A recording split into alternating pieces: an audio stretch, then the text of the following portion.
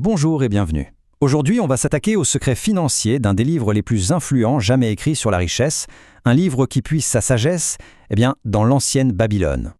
Alors tout part d'une question. Une question qui est, au fond, intemporelle. C'est la même question qui résonnait dans les rues de Babylone, la ville la plus riche du monde antique, et qui franchement est toujours aussi pertinente aujourd'hui.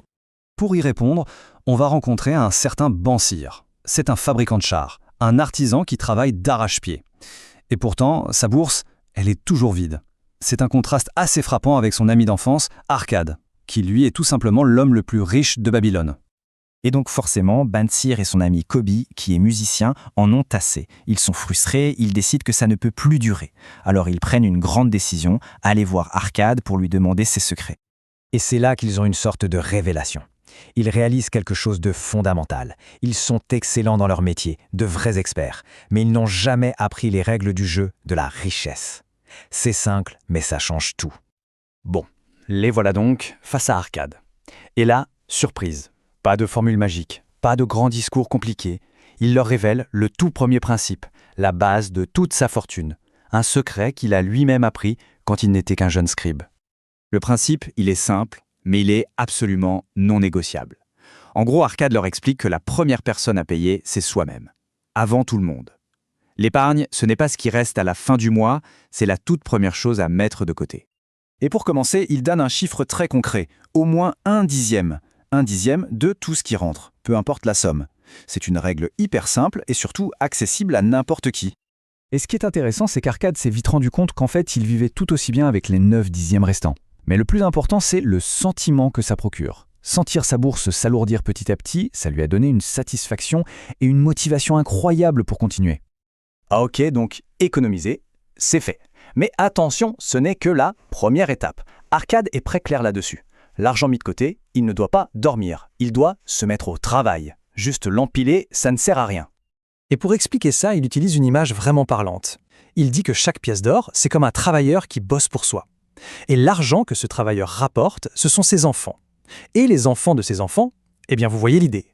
C'est une armée de travailleurs qui se multiplie et qui enrichit son propriétaire.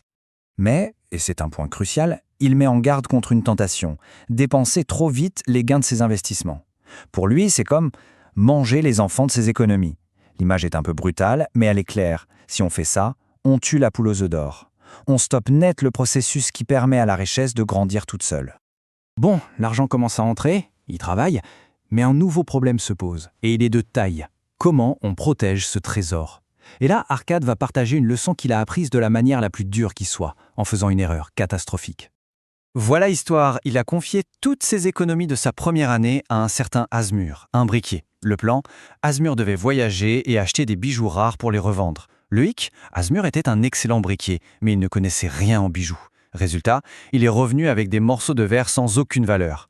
Tout était perdu. La leçon, elle est brutale mais limpide. Pour des bijoux, on demande conseil à un bijoutier, pas à un briquetier. C'est du bon sens. Il faut investir là où son capital est en sécurité et surtout, toujours demander l'avis de ceux qui s'y connaissent vraiment. L'idée derrière tout ça, c'est de protéger son capital de départ avant tout. C'est la priorité numéro 1. Et ça veut dire se méfier comme de la peste, des affaires qui ont l'air trop belles pour être vraies. Ces plans qui promettent des gains faramineux sans aucun risque, c'est souvent là que le danger se cache. Alors, on a vu les règles pratiques, mais Arkad ne s'arrête pas là. Il passe à quelque chose de peut-être encore plus important, l'état d'esprit. Parce que sans la bonne mentalité, toutes les règles du monde ne servent à rien. À un moment, un de ses amis lui lance « Franchement Arkad, t'as juste eu de la chance ». Et là, Arkad réagit très vivement. Pour lui, la chance, ce n'est absolument pas quelque chose qui tombe du ciel par hasard. Il rejette complètement cette idée. Il a une image pour ça, il dit que l'opportunité est comme une déesse hautaine qui ne perd pas de temps avec ceux qui ne sont pas préparés. En clair, la chance, elle ne vient que pour ceux qui ont fait le travail en amont, ceux qui sont prêts à la saisir. Sa conclusion est donc sans appel. La chance, ça ne se subit pas, ça se provoque, ça se crée. C'est le résultat de l'action. Il faut être capable de saisir les occasions quand elles passent, sans hésiter, sans tout remettre au lendemain.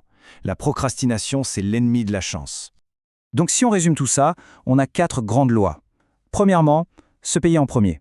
Deuxièmement, faire travailler cet argent. Troisièmement, protéger son capital en écoutant les experts.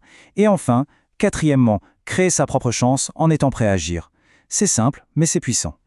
Et finalement, toute cette sagesse millénaire nous renvoie à une question très actuelle. Le vrai premier pas, ce n'est peut-être pas de trouver un secret magique, mais simplement de décider d'agir sur les opportunités qui sont déjà là, juste sous nos yeux.